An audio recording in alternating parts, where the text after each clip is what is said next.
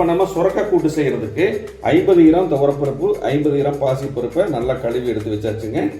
அடுத்தது ஒரு 300 கிராம் சுரக்காயை தோல் சீவி சின்ன சின்னதாக நறுக்கி வச்சுருக்காங்க. இதில் சேர்த்துக்கலாம்.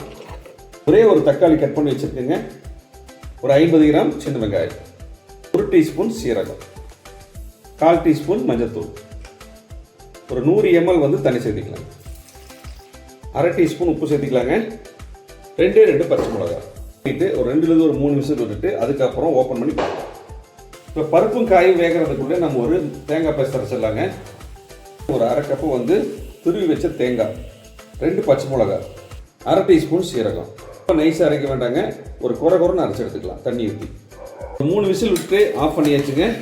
பருப்பு காய் எல்லாமே நல்லா வெந்துருச்சு. இப்போ அடுப்பத்தை வச்சு ஒரு பேன் அடுப்பில் வச்சுக்கலாங்க. ஒரு 2 டீஸ்பூன் ஆயில் ஊற்றிக்கலாங்க.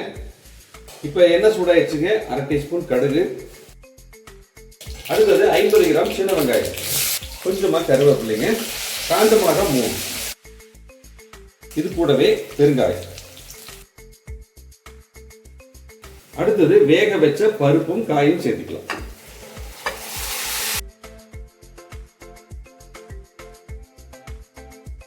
தேங்காய் பேஸ்ட் சேர்த்துக்கலாங்க. இன்னும் தண்ணி சேர்த்துக்கலாம். இது எல்லாத்தையும் நல்லா மிக்ஸ் பண்ணிக்கலாங்க.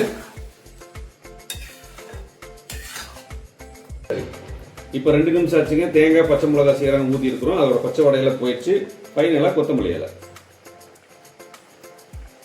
அவ்வளோதாங்க, ஒரு சிம்பிளான சுரக்காய் கூட்டு சூப்பராக ரெடி பண்ணி காமிச்சிருக்கேன். இதே மாதிரி நீங்களும் ட்ரை பண்ணி பார்த்துட்டு எப்படி இருக்குன்னு சொல்லுங்கள். நன்றி, வணக்கம். அடுத்த பார்க்கலாங்களா? பாய்.